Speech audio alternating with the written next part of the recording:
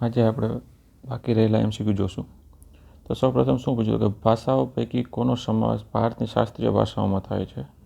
તો ઓપ્શન એમાં તમિલ, તેલુગુ, સંસ્કૃત, કન્નડ, મલયાલમ. તો આ બધી જે ભાષાઓ છે ને એમનો શાસ્ત્રીય ભાષામાં સમાવેશ થાય છે, એટલે ઓપ્શન આવશે ડી. શાસ્ત્રીય ભાષાનો મેં અહીંયા વિડીયો અપલોડ કરેલો છે, છતાં પણ હું તમને ટૂંકમાં ટ્રીક આપી દઉં છું. પહેલાં શું કરવાનું તો કે ઉપર નીચે TT લખી નાખવાના. પછી આપણને ખ્યાલ હોય એસ્પિરન્ટ સિરીઝ આવી હતી, એમાં બધા SK સર, એટલે કે SK અને MO.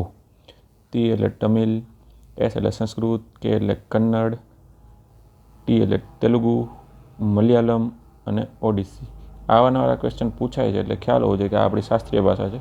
ચાલો આગળ જોશું. ગુજરાતી લઘુકથાના જનક કોણ ગણાય છે? તો એ ગણાય છે મોહનલાલ પટેલ.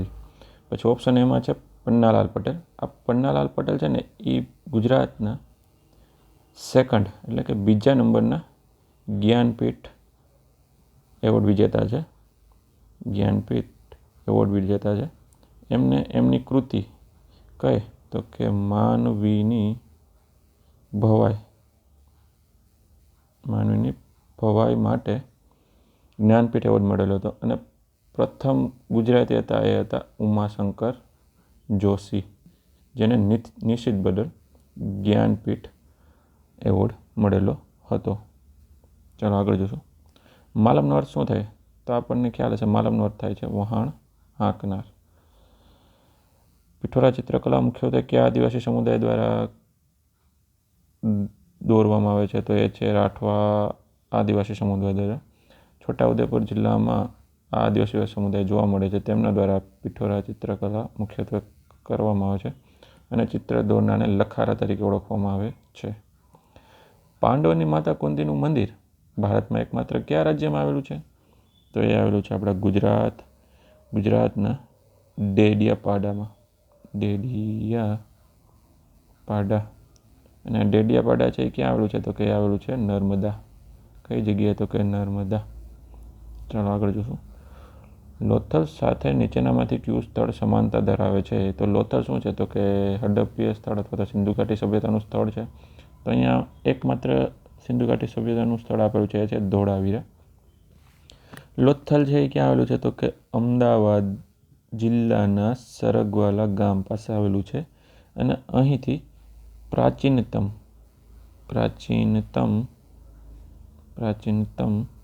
ડોકયાર્ડ મળી આવેલું છે, એ પણ આપણને ખ્યાલ હોવો જોઈએ.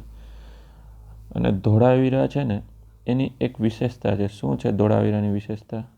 તો કે એક તો યુનેસ્કોએ 2021માં છે ને એમને યુનેસ્કોની યાદીમાં સમાવેશ કર્યું છે. સાથે સાથે અહીંયા એક જગ્યા એવી છે કે જ્યાં ત્રિસ્તરીય નગર રચના જોવા મળે છે, જ્યારે અન્ય બધા જ હડપ્પીય સ્થળો છે ત્યાં દ્વિસ્તરીય એટલે કે પશ્ચિમી સ્તર છે, જે વિસ્તાર કે જે સિટાડેલ તરીકે ઓળખવામાં આવે છે અને પૂર્વીય ભાગ છે ત્યાં સામાન્ય લોકો રહેતા. અને અહીંયા જે ધોળાવીરા છે ત્યાં ત્રિસ્તરીય નગર રચના જોવા મળી છે. પછી પ્રાચીનતમ રેઇન વોટર હાર્વેસ્ટિંગના અવશેષો પણ આપણને અહીંથી મળેલા છે. 10 અક્ષરોનો એક સાઇન બોર્ડ મળેલો છે. કલાત્મક દરવાજાઓ મળેલા છે. બધું ધોળાવીરામાંથી મળેલું છે. અને જે આ ધોળાવીરા છે એ કઈ જગ્યાએ આવેલું છે? તો એ આવેલું છે કચ્છના ભચાઉ તાલુકામાં આવેલું છે. એ પણ આપણને ખ્યાલ હોવો જોઈએ. સીદી સૈયદની જાળી, જુમા મસ્જિદ તેમજ સરખેજ રોજો કયા શહેરમાં આવેલો છે? તો એ આવેલું છે અમદાવાદ. વઢવાણ, ડભોઈ, જામનગર, ભાવનગર, જૂનાગઢમાં શું સમાનતા છે? તો એ છે કિલ્લેબંધ રક્ષિત શહેરો હતા તમામ. વઢવાણમાં આપણને ખબર હોવી જોઈએ જે રાણક દેવી છે ને એ અહીં સતી થયા હતા. રાણક દેવી એ અહીં સતી થયા હતા, તેથી અહીં એમની સમાધિ મંદિર આવેલું છે. ડભોઈ જે બરોડામાં આવેલું છે, જેને આપણે વડોદરા કહીએ છીએ. જામનગર જ્યાં જાડેજા વંશનું શાસન હતું. ભાવનગરમાં ગોહિલ વંશનું શાસન હતું. અને જૂનાગઢમાં પ્રાચીન સમયમાં ચુડાસમા વંશ હતો અને આઝાદી સમયે બાબી વંશનું શાસન હતું. એ પણ આપણને ખ્યાલ હોવો જોઈએ. યુનેસ્કો દ્વારા વૈશ્વિક સાંસ્કૃતિક ધરોહર તરીકે કોની પસંદગી કરવામાં આવી છે? ધોળાવીરાય છે, ચાંપાનેરે છે અને રાણકી વાવે છે. એટલે જવાબ આવશે ડી. હવે સૌપ્રથમ 2004માં ચાંપાનેરને, 2014માં રાણકી વાવને, 2017માં અમદાવાદ અને 2021માં ધોળાવીરાને યુનેસ્કોની જે યાદી છે એમાં સમાવિષ્ટ કરવામાં આવેલા છે. ચાલો આગળ જોશું. ખંભાળિયાનો દરવાજો ક્યાં આવેલો છે? તો એ આવેલો છે જામનગર. નીચે આપેલી જગ્યાઓમાં વિસંગત વિકલ્પ જણાવો. વિસંગતતા શું છે? એટલે કે શું સમાનતા નથી? તો કે ભાઈ અડાલજની વાવ છે, રાણકી વાવ છે, અડીકડી વાવ છે. આ બધી જ વાવો છે એટલે આ બધા સમાનતા કહેવાય. જ્યારે આ ઈંટની છત્રીઓ છે ને એ એની વિસંગતતા છે.